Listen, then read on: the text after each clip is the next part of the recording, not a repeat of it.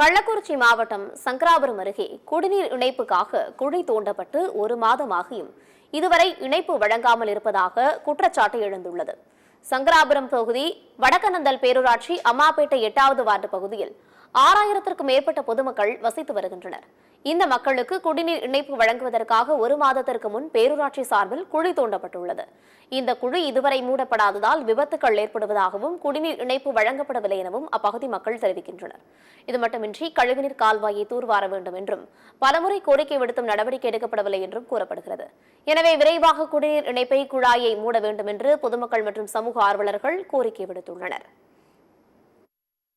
சுமார் 9 மாதங்களாக மனுக்கள் பலர்கள் கொடுத்து சுமார் 60 மனுக்கள் கொடுத்துள்ளேன்.